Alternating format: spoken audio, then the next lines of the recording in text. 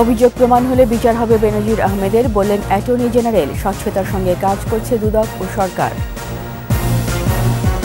1 ঘণ্টা বাড়ল সরকারি আধা সরকারি স্বায়ত্তশাসিত প্রতিষ্ঠানে অফিস সময়, ঈদের ছুটির পর কার্যকর। প্রতি বর্গফুট কোরবানির গরুর চামড়া এবার 55 থেকে 60 টাকা, সঠিক সংগ্রহ সংরক্ষণ ব্যবস্থাপনার গুরুত্ব। মধ্যরাতে শেষ হচ্ছে চতুর্থ ধাপের উপজেলা নির্বাচনের প্রচার, সুষ্ঠু ভোটের আশ্বাস কমিশনের। বাজেটে কালো টাকা সাদা করার সুযোগ দেওয়ার বিপক্ষে অর্থনীতিবিদরা, উৎস বন্ধের পরামর্শ।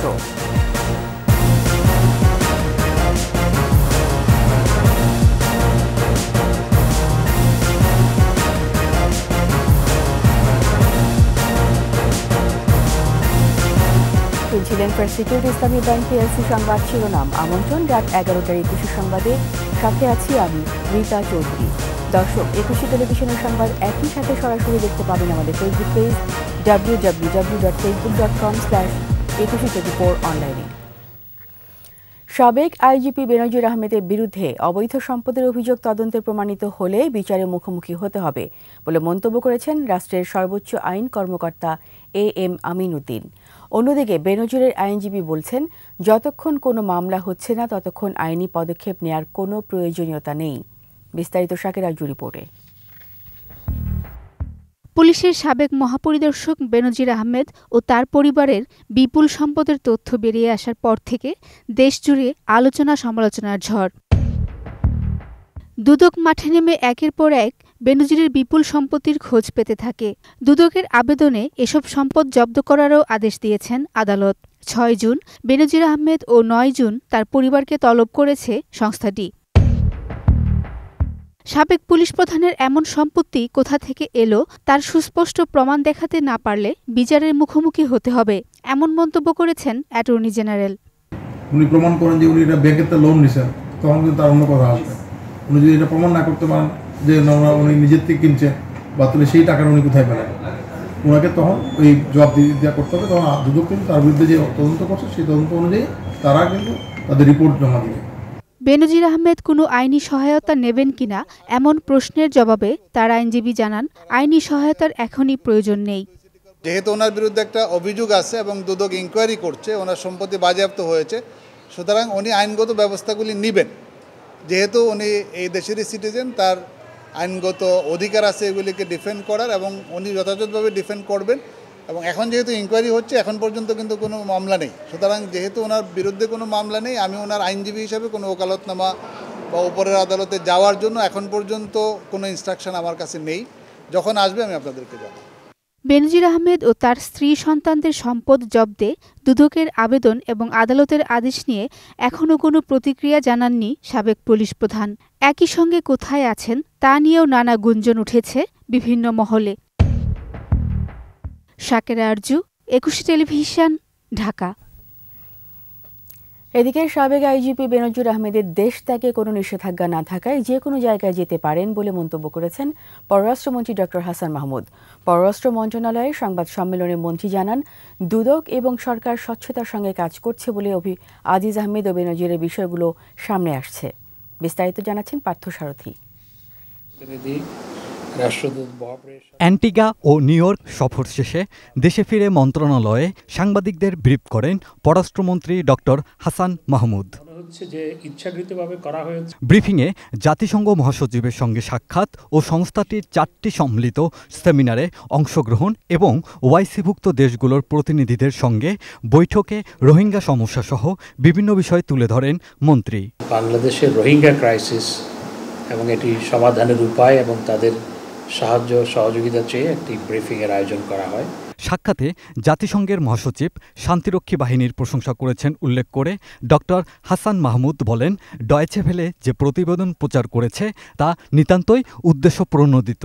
আমাদের শান্তিরক্ষী বাহিনী অত্যন্ত দক্ষতার সাথে, পেশাগত যোগ্যতার সাথে, অত্যন্ত সুনামের সাথে বিভিন্ন মিশনে কাজ করছে এবং জাতিসংঘের মহাসচিবও সেটির ভূয়সী প্রশংসা করেছেন। তো ডয়েচে ভেলের প্রতিবেদনটা অবশ্যই আমাদের দেশকে আন্ডারমাইন করার জন্য, সেখানে কোনো আসলে সাবস্টেন্সিয়াল কোনো কিছু নাই এবং এটি একটি অসার অন্তঃসারশূন্য একটি প্রতিবেদন। সাবেক পুলিশ প্রধান বেনজির আহমেদের দেশত্যাগের বিষয়টিও উঠে আসে পররাষ্ট্রমন্ত্রীর ব্রিফিংয়ে। দুদক অত্যন্ত স্বচ্ছতার সাথে স্বাধীনভাবে কাজ করছে বিধায় এই বিষয়গুলো উঠে এসেছে। তো 6 জুন তিনি হাজির হচ্ছেন কি হচ্ছেন না সেটি হচ্ছে দেখার বিষয়, নাকি তিনি সময় নিচ্ছেন। যেহেতু তার দেশ ত্যাগের উপর কোনো নিষেধাজ্ঞা কোনো জায়গা থেকে দেওয়া হয়নি, তো তিনি তো যে কোনো জায়গায় যেতেই পারেন। এদিকে বাংলাদেশের পক্ষ থেকে মালয়েশিয়ায় কর্মী পাঠানোর সময় আরও কিছুদিন বর্ধিত করার সর্বোচ্চ চেষ্টা চলছে বলেও জানান পররাষ্ট্রমন্ত্রী। বাংলাদেশের পক্ষ থেকে চেষ্টা করা হচ্ছে সময়টাকে বর্ধিত করার জন্য। পার্থসারথী, 21 টেলিভিশন, ঢাকা। কোরবানি ঈদের পর আবারও 9টা 5টা অফিসে ফিরছে সরকারি, আধা সরকারি, স্বায়ত্তশাসিত ও আধা স্বায়ত্তশাসিত প্রতিষ্ঠান।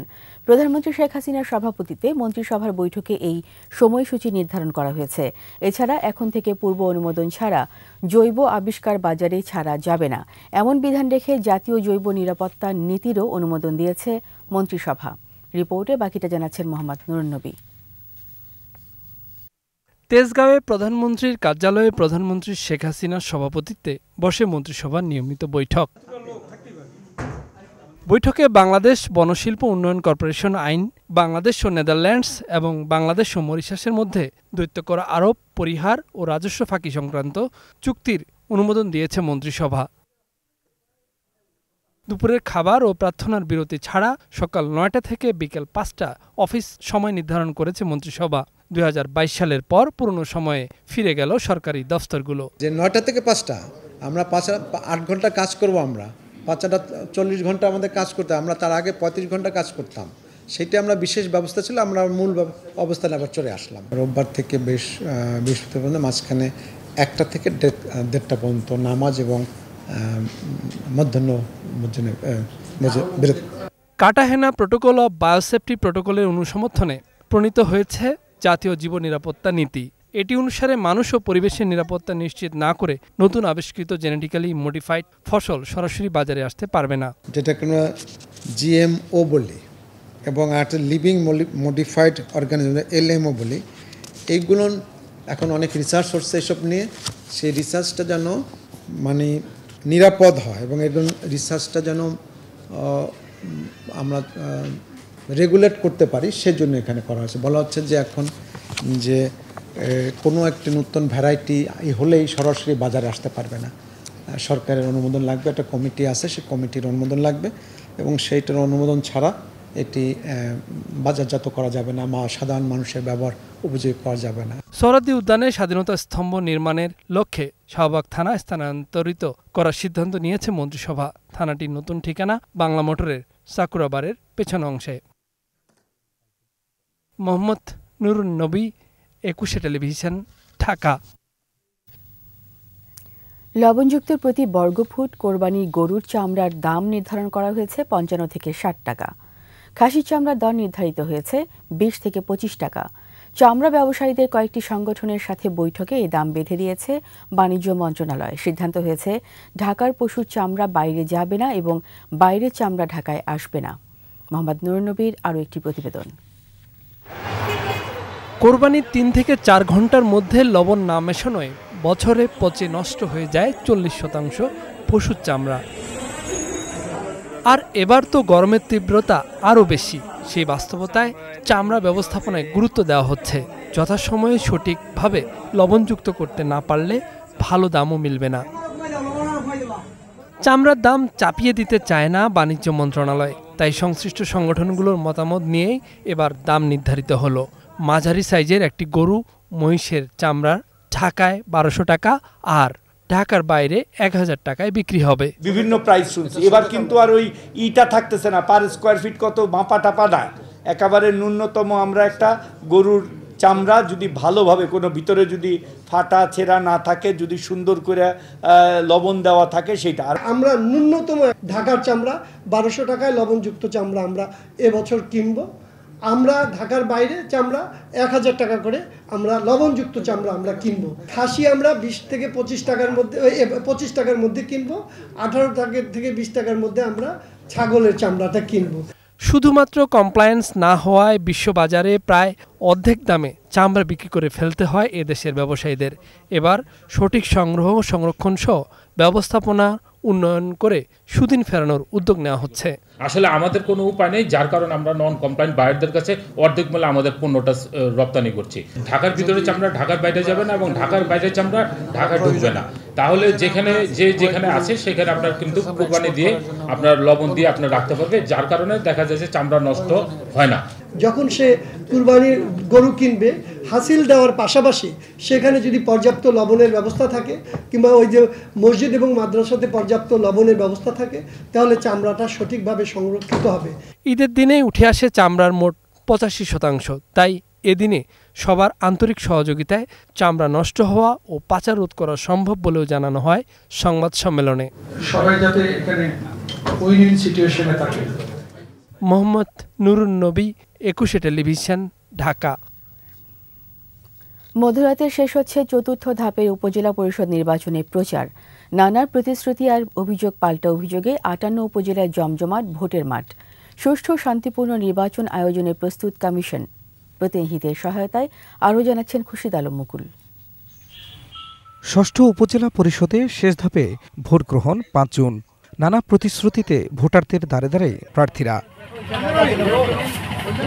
সুনামগঞ্জ সদর, শান্তিগঞ্জ ও মধ্যনগর উপজেলায় চেয়ারম্যান পদে 14 জন, ভাইস চেয়ারম্যান পদে 17 জন এবং সংরক্ষিত নারী ভাইস চেয়ারম্যান পদে লড়ছেন 11 জন। প্রচারে বাধা এবং ভোটের পরিবেশ নিয়ে রয়েছে অভিযোগ পাল্টা অভিযোগ।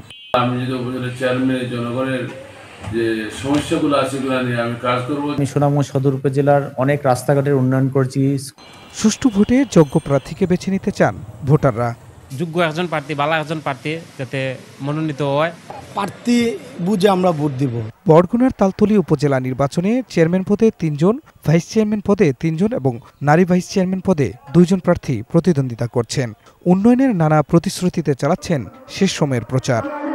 জনগণের আশা আকাঙ্ক্ষা এগুলো প্রতিফলিত করতে চাই এবং ঘোড়া প্রতীক নিয়ে আমি বিজয় হয়ে আবারও জনগণের কাছে মাঠে কাজ করব। যোগ্য প্রার্থী বেছে নিতে মুখিয়ে আছেন ভোটাররাও। তালতলীর উপজেলায় ভালো একটা প্রার্থী চাই আমরা। ভোটারদের মন জয়ে ক্লান্তিহীন প্রচারে নেত্রকোনার কেন্দুয়ার প্রার্থীরাও। চেয়ারম্যান পদে 5 জন, ভাইস চেয়ারম্যান পদে 3 জন এবং সংরক্ষিত নারী ভাইস চেয়ারম্যান পদে লড়ছেন 5 জন। যদি সুষ্ঠু নির্বাচন হয় আমি অবশ্যই বিপুল ভোটে পাস করব। কেন্দুয়ার মানুষকে সাথে নিয়ে আপনাদের সকলের সহযোগিতা বিজয় সুনিশ্চিত। তারুণ্যের মাধ্যমে যে কারিগরি শিক্ষা, সেই লক্ষ্যে কাজ করার দৃঢ় ইচ্ছা আছে। জনগণের উন্নয়নে কাজ করবেন এমন প্রার্থী নির্বাচিত করতে চান ভোটাররা। গানে গানে ভোট চাওয়া সহ কেন্দ্রে ভোটার উপস্থিতি বাড়াতে হচ্ছে মাইকিংও। ব্রাহ্মণবাড়িয়া সদর, বিজয়নগর ও নবীনগর উপজেলায় চেয়ারম্যান পদে প্রার্থী 19 জন।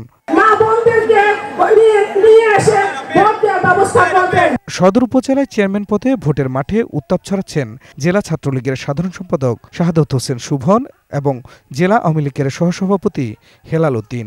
আমি ব্যক্তিগতভাবে মনে করি আমার এর চেয়ে বেশি প্রাপ্তির আর কোনো দরকার। খুরশিদ আলম মুকুল, 21 টেলিভিশন। এবারে বাজেট 2024-2025।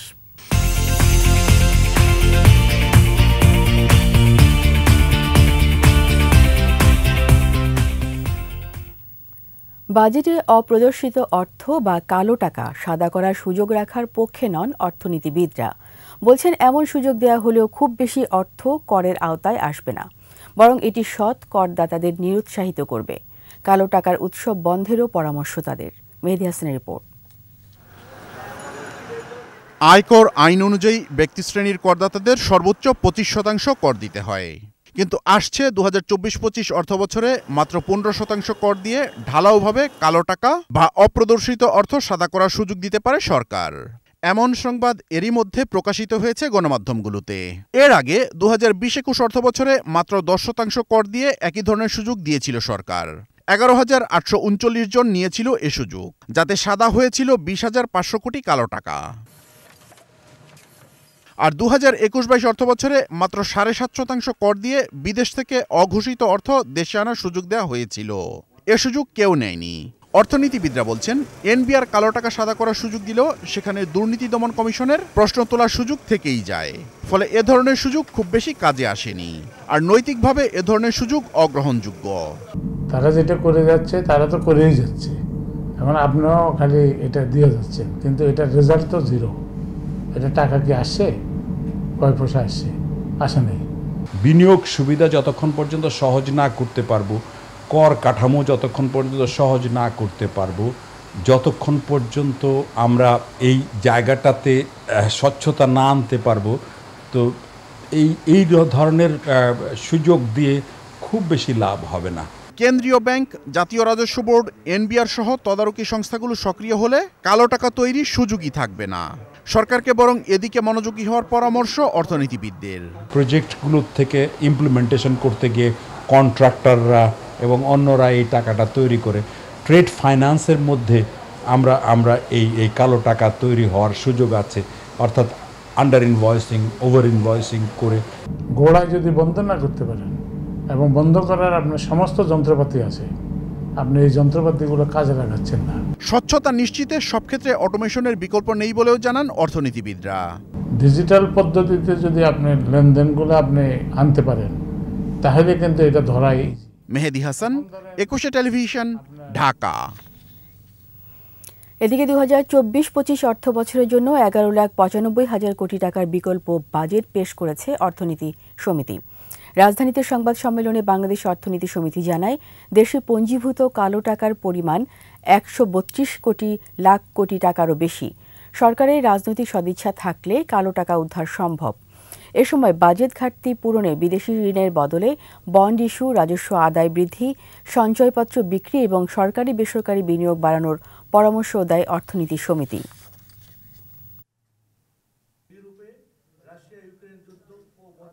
রাজনৈতিক সদিচ্ছার দরকার, সেটা কিন্তু আপনার রাজনৈতিক সদিচ্ছার মধ্যে দিয়ে রাজনীতি অর্থনীতি দুইটা কিন্তু অর্থনীতিকে পরিচালনা করে রাজনীতিকরা।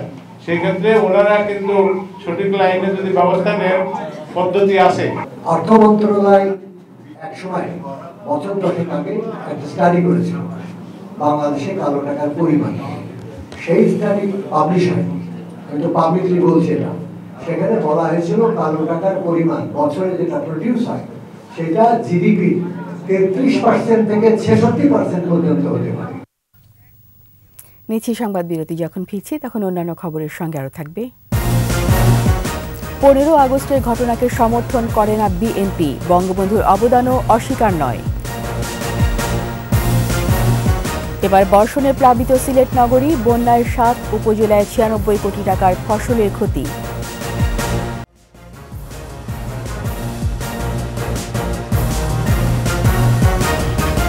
আবার আমন্ত্রণ রাত 11টায় 21 সংবাদে। জামায়াতের রাজনীতিকে অনুকরণীয় বলার 24 ঘণ্টার মধ্যে বিএনপি মহাসচিব মির্জা ফখরুল ইসলাম আলমগীরের কণ্ঠে উল্টো সুর। এবার বললেন 75-এ 15 আগস্টের ঘটনাকে সমর্থন করে না বিএনপি। জাতীয় প্রেসক্লাবে জাতীয়তাবাদী মহিলা দল আয়োজিত বিএনপির প্রতিষ্ঠাতা জিয়াউর রহমানের মৃত্যুবার্ষিকী উপলক্ষে আলোচনায় যোগ দেন মির্জা ফখরুল। এ সময় বলেন, শেখ মুজিবের অবদানকে কখনো অস্বীকার করি না, কিন্তু 15 আগস্টের সাথে জিয়ার নাম জড়ানোটা প্রতিহিংসার রাজনীতিকে উস্কে দেওয়ার মতো। পুলিশের সাবেক আইজি বেনজির ও সাবেক সেনাপ্রধান আজিজের কর্মকাণ্ডে পুলিশ ও সামরিক বাহিনীর ভাবমূর্তি ক্ষুণ্ণ হচ্ছে বলেও মন্তব্য করেন বিএনপির মহাসচিব। আমরা 15 আগস্টে শেখ মুজিবুর রহমানের যে হত্যা, তার আমরা নিন্দা করেছি। আমরা সেটা কখনোই সমর্থন করি না, আমরা হত্যাকাণ্ডকে কখনোই সমর্থন করি না। কিন্তু শহীদ জিয়াকে যখন তারা আপনার এটার মধ্যে জড়াতে চায়, তাদের মধ্যে সেই ভয়ঙ্কর একটা অপরাজনীতি কাজ করে। সাবেক সেনাপ্রধানকে স্যাংশন দেয়, সেই পুলিশ বাহিনীর মর্যাদা কোথায় থাকে যার সাবেক প্রধানকে এবং ডিবিজিকে পালিয়ে যেতে হয় দেশ থেকে। গ্রামীণ ব্যাংকের 1,05,00,000 সদস্যের সঙ্গে প্রতারণা করেছেন ডক্টর ইউনূস, এমন মন্তব্য করেছেন ব্যাংকের প্রধান আইন উপদেষ্টা মাসুদ আক্তার। সোমবার সুপ্রিম কোর্টের এনএক্স ভবনের সামনে সাংবাদিকদের মাসুদ আক্তার আরও বলেন, ডক্টর ইউনূসের বিরুদ্ধে দুর্নীতির অভিযোগ 1997 সাল থেকে। 2011 সালে ব্যাংক ছাড়লেও পরবর্তীতে দুর্নীতি ফাঁস করতে দেননি ইউনূস নিজে, কারণ এরপর তার লোকজনই গ্রামীণ ব্যাংক চালিয়েছেন। 2020 সালে এক অডিটে ভয়াবহ দুর্নীতির তথ্য উঠে আসে এবং এখন আরও আসছে। জবাবে ডক্টর ইউনূসের আইনজীবী বলেন, এসব ভিত্তিহীন। লোভের বশবর্তী হয়ে এমন অভিযোগ আনছে গ্রামীণ ব্যাংক। বইগুলো ছাপাতে হয়, এগুলো হচ্ছে খুব অনেক আইটেম ছাপাতে হয়, প্রায় প্রতি বছর 20-30 লক্ষ পাসবই ওই আমাদের ছাপাতে হয়। প্রতিটা বইয়ে 1.67 টাকা উনার সেই সময় 13 বছর আগে বেশি নিয়েছেন, এবং এভাবে লক্ষ লক্ষ কোটি কোটি টাকা তিনি তার প্রতিষ্ঠানের মাধ্যমে গ্রামীণ ব্যাংক থেকে সোজা বাংলায় লোপাট করেছেন তিনি এবং তার পরিবার। আমাদের সম্পূর্ণ অভিযোগের জবাবটা হচ্ছে একটা বিশেষ গোষ্ঠী বাংলাদেশের, বিশেষ করে আমাদের সরকারের উপরে ভর করেছে, তার সাথে আন্তর্জাতিকভাবেও একটা গোষ্ঠী জড়িত আছে। এবার টানা বর্ষণে সিলেট নগরী বন্যা পরিস্থিতির অবনতি হয়েছে। সুরমার পানি উপচে তলিয়ে গেছে শহরের নদী তীরবর্তী বেশিরভাগ এলাকা। বিদ্যুৎহীন সিটি কর্পোরেশন এলাকার প্রায় 10টি ওয়ার্ড। এছাড়া এখনও পানিবন্দী সীমান্তবর্তী 7 উপজেলার কয়েক লাখ মানুষ। সিলেট বিভাগীয় প্রতিনিধি ওয়েস খসরুর প্রতিবেদন, জানাচ্ছেন মাসুম আলিসা। জলমগ্ন সিলেট নগরী, উজানের ঢলে নিচু এলাকা 5 দিন ধরে ডুবে আছে। এ অবস্থায় রাতের টানা বর্ষণে পানি বেড়ে জলমগ্ন হয়ে পড়েছে কমপক্ষে 20টি এলাকা। নতুন করে বাসাবাড়িতে পানি ঢুকে পড়ায় দুর্ভোগে পড়েছেন হাজার হাজার মানুষ। এদিকে পানি ঢুকে পড়ায় বিদ্যুৎহীন প্রায় 20টি এলাকা। খাবার পানি সংকট তীব্র হয়েছে। নগরের উপশহর সুবানীঘাট, তালতলা, যতরপুর, মেন্দিবাগ সহ কয়েকটি এলাকার 90% বাসাবাড়ি পানির নিচে রয়েছে। কোমর পরিমাণ পানি ছিল আর কি, এখন একটু কমছে, একটু অবস্থার উন্নতি, বাট তারপরও নিচতলার বাসিন্দা যারা আছে, যেসব মানুষ আছে, এদের জন্য বেশি সমস্যা। অনেকের বাসার নিচতলার যারা আছে পরিপূর্ণ সব ফার্নিচার সবটা নষ্ট হয়ে গেছে। পানির কারণে মানুষ খুব সংকটে আছে, কারেন্ট নাই, বিদ্যুৎ নাই, মানুষের খানি নাই। বাসার মাঝে কোমর পানি, কোনো তো কাজের লাগে তো বাড়ি নিলে কাজের লাগে বাড়ি। 4 দিন যাবত সি ব্লক, ডি ব্লকের মানুষ পানিবন্দী হয়ে আছে। আবহাওয়া অধিদপ্তরের তথ্য মতে গতকাল থেকে সকাল 9টা পর্যন্ত 254 মিলিমিটার বৃষ্টিপাত হয়েছে। সুরমা নদীর পানি বিপদসীমার 13 সেন্টিমিটার উপর দিয়ে প্রবাহিত হচ্ছে। ভারী বর্ষণ ও উজান থেকে নেমে আসা পাহাড়ি ঢলে ডুবেছে ফসলের ক্ষেত। ফলে গোয়েনঘাট, কানাইঘাট, জৈন্তাপুর, কোম্পানিগঞ্জ, জকিগঞ্জ, বিয়ানীবাজার ও গোলাপগঞ্জ উপজেলার কৃষকদের 96 কোটি 29 লাখ টাকার ফসলের ক্ষতি হয়েছে। এদিকে পানি বেড়ে যাওয়ার কারণে নদী তীরবর্তী এলাকায় বিদ্যুৎ সংযোগ বিচ্ছিন্ন রয়েছে। এখনও পানিবন্দী অবস্থায় আছেন সিলেটের সীমান্তবর্তী 7 উপজেলার কয়েক লাখ মানুষ। মাসুম আলিসা, 21 টেলিভিশন। অল্প স্বল্প বৃষ্টিতেই ডুবে থাকে রাজধানী মহাখালীতে অবস্থিত বক্ষ ব্যাধি হাসপাতাল। জলাবদ্ধতার কবলে ডাক্তার, নার্স আর রোগীদের ভোগান্তির সীমা ছাড়ায় প্রায়ই। একই সঙ্গে ভেতরে জমে থাকা দুর্গন্ধযুক্ত পানিতে চলেছে মশার প্রজনন। আহমদ বাবুর প্রতিবেদন।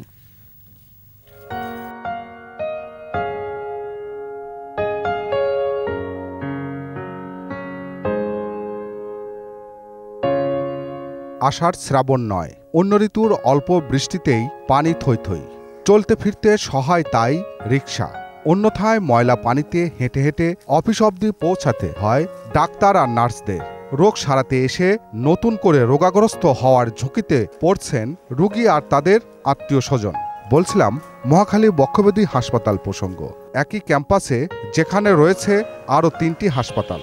10 বছর থেকে এই একই অবস্থা, আকাশে পানি আসে, পানি যাওয়ার কোনো ব্যবস্থা নেই, যার জন্য এরা দীর্ঘদিন ধরে এরকম পক্ষে আরও 15-20 দিন থাকবে।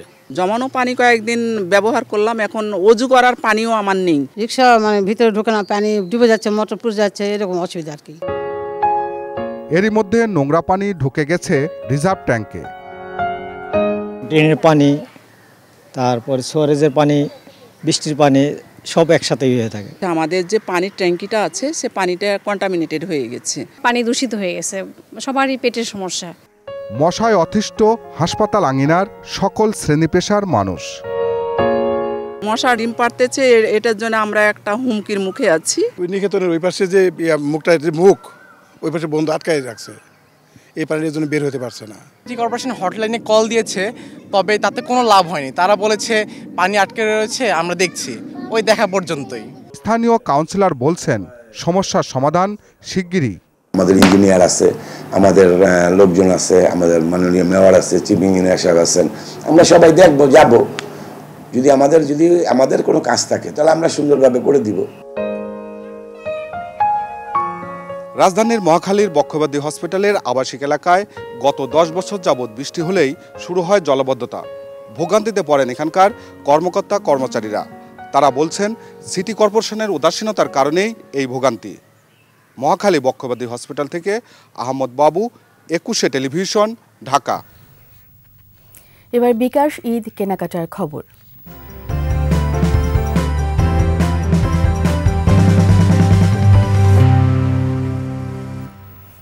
ঈদুল আজহার সামনে রেখে নিত্য নতুন ডিজাইন আর বাহারি রঙের পোশাকে সেজেছে বিভিন্ন ফ্যাশন হাউসের আউটলেট শোরুমগুলো। ঈদ কেনাকাটা শুরু হলেও ভিড় বাড়েনি তেমন। এদিকে বিকাশে পেমেন্ট করলে মিলছে 10% ছাড়। মানিক শিকদারের রিপোর্ট। আর 2 সপ্তাহ পর ঈদুল আজহা। ঈদ সামনে রেখে নতুন নতুন ডিজাইনের পোশাকের মেলা সাজিয়েছে ফ্যাশন হাউসগুলো। সেই ধারাবাহিকতায় দেশজুড়ে 16টি আউটলেটে স্পার্ক গিয়ার তুলেছে নিত্য নতুন পোশাক। আমাদের শুধু এক্সপোর্ট কোয়ালিটি না, কাজ করে এক্সপোর্টের যেগুলো আছে রিজনেবল প্রাইজের মধ্যে এক্সপোর্টের ভালো মানের যেগুলো রেডিমেড যে গার্মেন্টসগুলো এগুলো আমাদের এখানে আছে। আমাদের এখানে ম্যাক্সিমামই রিজনেবল প্রাইজের মধ্যে থাকে, ভালো মানের, যেমন casual shirt, formal shirt, jeans, gabardine pant, এছাড়া পোলো টি শার্ট আছে। গুলশান 1-এর আউটলেটে আছে নারী, পুরুষ ও শিশুদের পোশাক। ঈদের সময় তো বিশেষ করে ঈদে যদি কেনা হয় তাহলে পাঞ্জাবিটাই বেশি কেনা হয়, এই তো। আর নর্মালি হচ্ছে শার্ট প্যান্ট। এখন আমাদের ঈদ উপলক্ষে কিডসের কালেকশন অ্যাভেলেবেল আছে, লেডিস কালেকশন অ্যাভেলেবেল আছে। ক্রেতাদের পছন্দের তালিকায় কামিজ, শার্ট, প্যান্ট, জিন্স সহ ওয়েস্টার্ন পোশাক। মধ্যবিত্ত থেকে শুরু করে ভিআইপি কাস্টমার পর্যন্ত আসেন। তো এখানে ওয়েস্টার্ন পোশাক মূলত পাওয়া যায় সব ধরনের। পোশাকের পাশাপাশি বিশ্ববিখ্যাত বিভিন্ন পারফিউম ও প্রসাধনী সামগ্রীর যথেষ্ট চাহিদা আছে। ম্যাক্সিমাম হচ্ছে আমাদের বাহিরের প্রোডাক্ট, ডুবাইয়ের আছে, তারপরে প্যাস্টেল আছে পোল্যান্ডের, তারপরে হচ্ছে গোল্ডেন রোজ আছে, এটা হচ্ছে টার্কিশ। অনলাইন ব্যাংকিং প্রতিষ্ঠান বিকাশের মাধ্যমে পেমেন্ট করলেই 10% ছাড় পাচ্ছেন যে কোনো পণ্যে। বিকাশের এই উদ্যোগে খুশি ক্রেতারা। সবাই তো বিকাশেই পেমেন্ট বেশি করে, কেনাকাটা করে, তারপরে যেহেতু ডিসকাউন্ট আছে তা তো মোটামুটি ভালোই। ডেফিনেটলি ভালো, কারণ যদি আপনার যে কোনো মাধ্যমে যদি একটা অফার থাকে, কাস্টমাররা সবসময় অফারের দিকে একটু অ্যাট্রাকটিভ থাকে বেশি। অফারটি চলবে ঈদ পর্যন্ত। মানিক শিকদার, 21 টেলিভিশন, ঢাকা। এই ঈদে দেশ জুড়ে কেনাকাটার ফুর্তি হবে শুধু বিকাশে, সাথে ডিসকাউন্ট কুপন, ইনস্ট্যান্ট ক্যাশব্যাক। নিচে আবারও সংবাদ বিরতি। যখন ফিরবো তখন অন্যান্য খবরের সঙ্গে আরও থাকবে।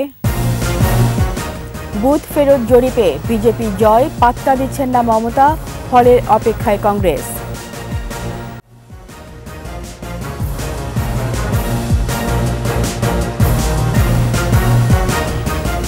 আবার আমন্ত্রণ রাত 11টার 21 সংবাদে।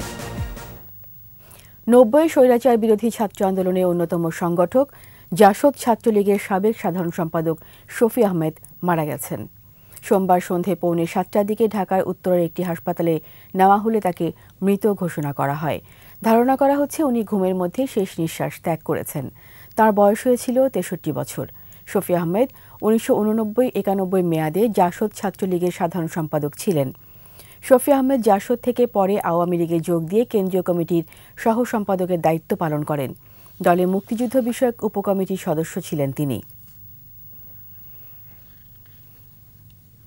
দেশের বাজারে কাঁচা মরিচের সরবরাহ স্বাভাবিক রেখে দাম নিয়ন্ত্রণে রাখতে আমদানি বাড়িয়েছেন ব্যবসায়ীরা। সরবরাহ বাড়ায় কমতে শুরু করেছে দামও। দুদিনের ব্যবধানে কেজিতে কমেছে 35 থেকে 40 টাকা পর্যন্ত। হিলি প্রতিনিধি সালাউদ্দিন বকুলের তথ্যচিত্রে আরও জানাচ্ছেন সমর ইসলাম। বৈরী আবহাওয়ার কারণে দেশের বিভিন্ন অঞ্চলে কাঁচামরিচের আবাদ ক্ষতিগ্রস্ত হয়েছে। কমেছে উৎপাদন, চাহিদার তুলনায় সরবরাহ কমে যাওয়ায় এক পর্যায়ে প্রতি কেজি কাঁচামরিচের দাম ছাড়ায় 200 টাকা। দাম নিয়ন্ত্রণে গত 23 মে কাঁচামরিচ আমদানির অনুমতি দেয় সরকার। হিলি স্থলবন্দর দিয়ে শুরু হয় আমদানি। স্থানীয় বাজারে চাহিদা ও দাম ভালো থাকায় ক্রমেই বাড়ছে আমদানির পরিমাণ। একই সঙ্গে আবহাওয়া অনুকূলে আসায় দেশের বিভিন্ন অঞ্চলেও দেশীয় নতুন কাঁচামরিচ উঠতে শুরু করেছে। দুদিনে কেজিতে ৩০-৪০ টাকা কমে হিলিতে এখন কাঁচামরিচ বিক্রি হচ্ছে ৭৫ থেকে ৮০ টাকা কেজি দরে। হঠাৎ দাম পড়ে যাওয়ায় ভোক্তাদের মাঝে স্বস্তি ফিরলেও অস্বস্তিতে আমদানিকারকরা। কাঁচামরিচ আমরা ৯০ টাকা দাম চাইছি, ৮০ টাকা দাম বলছে পার্টি, তাও নেওয়ার কোনো লোক নেই। এত পরিমাণ আমদানি হয়ে গেছে আজকে। আমাদের দেশি মরিচের ওঠার কারণে বাজার মনে করেন যে অনেক কমে গেছে, এই জন্য আমাদের অনেক লস হচ্ছে কাঁচামরিচ ঢোকার কারণে। এখানে লোকাল ভাবে বেচা কিনা হচ্ছিল, সেটা এখন আর হচ্ছে না, ডাইরেক্ট ঢাকায় পাঠিয়ে দিচ্ছি। আর অতিরিক্ত তাপমাত্রার জন্য আমরা মরিচটা রাখতে পারতেছি না। পচনশীল পণ্য হিসেবে বন্দর থেকে দ্রুত ছাড় করা হয় ভারত থেকে আসা কাঁচামরিচ। এতে দ্রুত বাড়ছে সরবরাহ, কমছে দাম। প্রথম থেকে কাঁচামরিচের গাড়ি ২-১ গাড়ি করে ঢুকতো, বর্তমানে এটা বৃদ্ধি পেয়ে প্রায় ৯-১০ গাড়ি পর্যন্ত হিলিস্থল বন্দরে প্রবেশ করতেছে। দ্রুততার সাথে আমরা সব ধরনের প্রস্তুতি রেখেছি যাতে কাঁচামরিচগুলো বিশেষ করে তারা বের করে বাজারজাত করতে পারে। বন্দর কর্তৃপক্ষের তথ্য মতে গত ৮ দিনে ভারত থেকে ৪৫টি ট্রাকে ৪৪৭ টন কাঁচামরিচ আমদানি হয়েছে। সমর ইসলাম, ২১শে টেলিভিশন। এবার ব্যবসা বাণিজ্যের সংবাদ।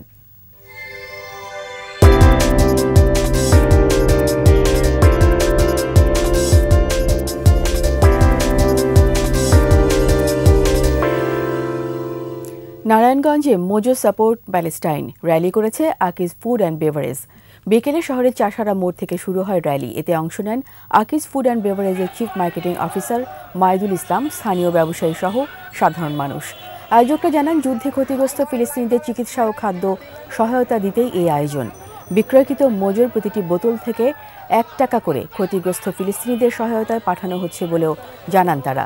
মোজোর এ ধরনের উদ্যোগ ভবিষ্যতে অব্যাহত থাকবে।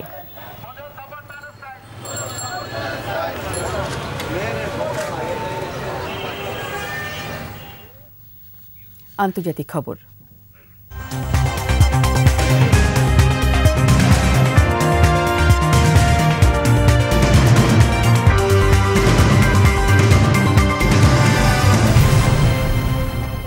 ভারতে ১৮তম লোকসভা নির্বাচনে বুথ ফেরত জরিপে ফের বিজয়ের পথে নরেন্দ্র মোদীর নেতৃত্বাধীন বিজেপি।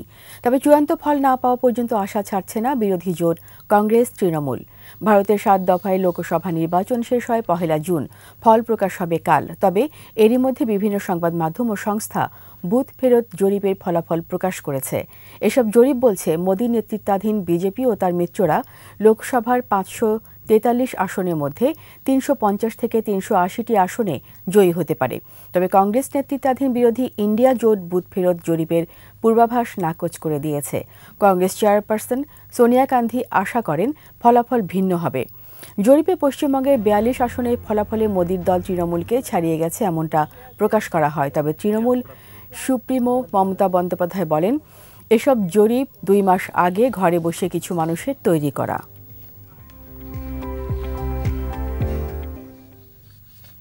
গাজার দক্ষিণে রাফা ক্রসিং থেকে ইসরায়েলি সেনাবাহিনী প্রত্যাহার না করা পর্যন্ত মানবিক সহায়তা দিতে পারছে না মিশর। এদিকে ফিলিস্তিনকে রাষ্ট্র হিসেবে স্বীকৃতি দিতে এবার সরব জাতিসংঘের বিশেষজ্ঞ দল। গেল মাসে রাফায় আক্রমণ শুরুর সময় মিশরের সঙ্গে সবচেয়ে গুরুত্বপূর্ণ সীমান্তটি দখলে নেয় ইসরায়েলি বাহিনী। এ নিয়ে মিশরের সঙ্গে উত্তেজনাও তৈরি হয়। তবে মানবিক সহায়তা পৌঁছানোর জন্য ফের তৎপরতা শুরু করতে যাচ্ছে মিশর। তবে ওই ক্রসিং থেকে ইসরায়েলি বাহিনীকে প্রত্যাহার না করলে ত্রাণ কার্যক্রম বাধার মুখে পড়ছে বলে জানায় মিশর। এ ব্যাপারে এরই মধ্যে কায়রোতে যুক্তরাষ্ট্র ও ইসরায়েলি কর্মকর্তাদের সঙ্গে বৈঠকও করেছে দেশটি। এদিকে ফিলিস্তিনকে রাষ্ট্র হিসেবে স্বীকৃতি দেওয়ার দাবিতে এবার যোগ দিয়েছে জাতিসংঘের বিভিন্ন বিভাগের বিশেষজ্ঞ দল। তারা জানায়, একমাত্র ফিলিস্তিনকে রাষ্ট্র হিসেবে স্বীকৃতি দিলেই মধ্যপ্রাচ্যের শান্তি আসবে।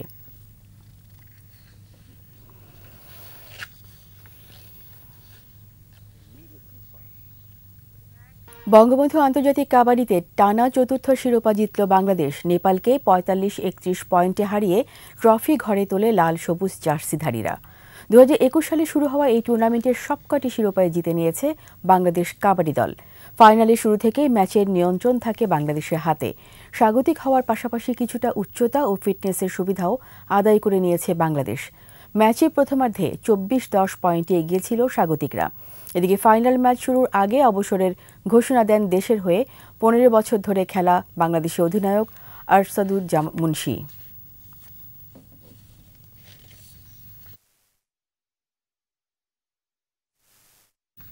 ঢাকায় শুরু হয়েছে ৩৫তম জাতীয় নারী হ্যান্ডবল প্রতিযোগিতা। এম মনসুর আলী জাতীয় হ্যান্ডবল স্টেডিয়ামে প্রতিযোগিতার উদ্বোধন করেন ফেডারেশনের সভাপতি একেএম নুরুল ফজল। বিশেষ অতিথি ছিলেন এক্সিম ব্যাংকের উপব্যবস্থাপনা পরিচালক মাকসুদা খানম। এ সময় উপস্থিত ছিলেন ফেডারেশনের সাধারণ সম্পাদক আসাদুজ্জামান কোহিনুর। সার্ভিসেস টিম ও জেলা ক্রীড়া সংস্থার 23টি দল নিয়ে এবারে আসর চলবে 5 দিন ব্যাপী।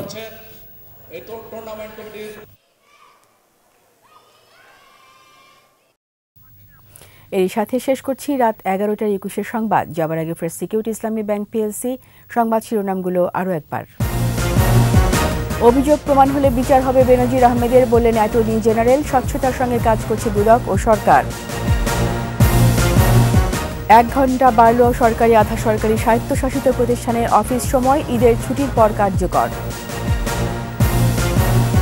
প্রতি বর্গফুট কোরবানি গরুর চামড়া এবার 55 থেকে 60 টাকা। সঠিক সংগ্রহ সংরক্ষণ ব্যবস্থাপনায় গুরুত্ব। মধ্যরাতে শেষ হচ্ছে 4র্থ ধাপের উপজেলা নির্বাচনের প্রচার, সুষ্ঠু ভোটের আশ্বাস কমিশনের।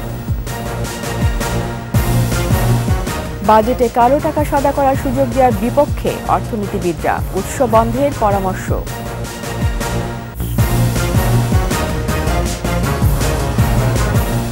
সবশেষ খবর জানতে ডায়াল করুন 2021 নম্বরে, আর ভিজিট করুন 21-tv.com ওয়েবসাইটে। এছাড়া ফেসবুকে ভিজিট করতে পারেন facebook.com/2124 অনলাইনে।